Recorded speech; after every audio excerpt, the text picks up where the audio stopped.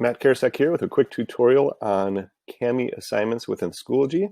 So Kami is basically an annotator, a PDF annotator, similar to Notability on an iPad, but it's meant more for Chromebooks or PCs or Macs. And all students in the district, as long as they're using a district-issued Chromebook, have this Kami extension installed. You, on the other hand, you would have to go into the web store, the app web store for Chrome. You can do that by clicking this apps button and then clicking web store. But if you install it, you'll also have this extension. And when you have that extension, or when students have that extension, they will be able to open assignments, PDF assignments within Kami. So first, obviously you need to create an assignment. So you can either add materials and click assignment. Now, I recommend to teachers not to do it that way just because it drops it all the way to the bottom, and I like to organize. So if you hover over these gray lines, it gives you the green dashed line, and you can actually click that button, and it gives you all the same materials, and you click assignment, and it actually puts the assignment right there. Now, I've already created an assignment, so I'm not going to go through that with you right now, or at least not click that. I'm going to actually go to the edit button and show you the assignment itself that I created. So you've got your title, you've got your description. Hopefully you can see it, come on. There we go. So the purpose, I can statement, grading category, directions. So for this, I use Avid strategies quite a bit. So for this article, I'm going to have them number the paragraphs, highlight key terms, and underline the author's claims. The biggest thing is reminding students that they have to click the Open with Kami button. You'll see what I mean in a second here when you view the actual assignment. And then after completing it, they'll click in, click turn in again, and then it'll open up in Schoology, and then they click submit. So it's basically 3 steps. Now, one question a lot of teachers have had is last year we had the free version during the pandemic, during distance learning. I don't think we'll have that this upcoming year. However, I've been using Kami for several years now. I haven't really needed the paid version. You would see as a teacher this Kami assignment button. That only works if you do have the paid version, but again, you don't really need it. And I'll show you what I mean in a second here. So first you need to upload or attach a PDF. So that's key, obviously. You want to make sure you attach your assignment. So I have an article ready to go. And then your due date, your category, your period, high school standard. You can also assign it to a specific group. So let's say for me, I teach EL. And so I have different articles for different students. So some have a higher Lexile level than others. So I have different groups that I assign different, usually the same article, just a different version using Newsela usually. And then you can obviously publish it. And then I'm going to click Save Changes. So now that you've created the assignment with the PDF attached, and I go back, this is what students will see.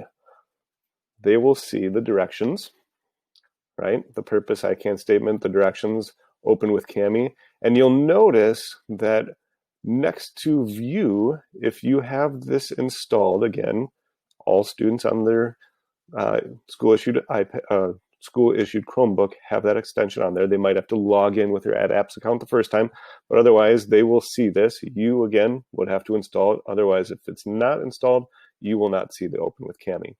So students will click Open with Kami, and it automatically opens up web.kamihq.com and then the URL for that specific assignment.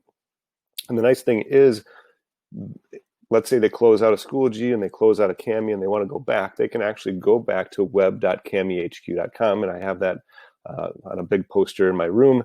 That way students can just go to that and then they can open up that file. Again, they might have to log in the first time, but after that, it should be automatically logged in from then on. All right, so some of the features, you got the pointer, you've got marking up, so I can actually highlight, I can underline, you can type in it, and you can mark it up. So those are some different features that the free version has. Some of the other features like equation, text to speech, signature, insert video or insert media, So like insert image, those are not in the paid or are not in the free version. However, as I've told other people, technically you don't need the insert image. What that does is it basically opens up your folder, your drive folder, and then you can pick and choose. But technically, if you just copy and paste it, it still works. So if you go to a web page, you can copy and paste from a web page. So it still works. And then the signature button, not sure why you'd need that if you've got this drawing tool where I can just sign my name anyways. So really, all the important features are still in the free version. Now, this part won't work as I am the teacher of the course, the administrator of the course. So this will look all the same for students. So a student would click turn in. They would click turn in again.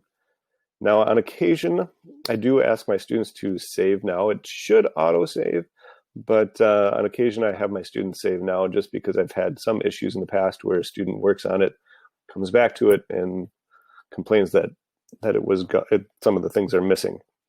So I just remind them once in a while to say, click save now, and it clicks. That way, if they close it out and they come back, all of this, so what I just highlighted, what I underlined, what I marked, all of that saves within Kami. So then, again, if I were to click this as a student, about 10 to 15 seconds later, so you have to tell your students to be patient because it does take a little while.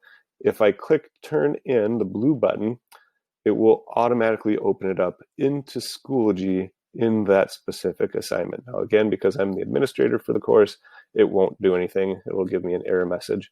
But it basically, when I click that, if I was a student, it would open up this page and it would have a little dialogue pop-up window that asks the student to submit. And they would just click submit. So turn in, submit. And again, you have to have a little bit of patience because it does take about 10 to 15, sometimes 20 seconds, depending on the internet speed. But then once they turn that in, you'll get a list of submissions on the side, and you will be able to mark those submissions using the Schoology markup tool as well. If you have any questions, feel free to contact me at mkarasak@sawashko.org.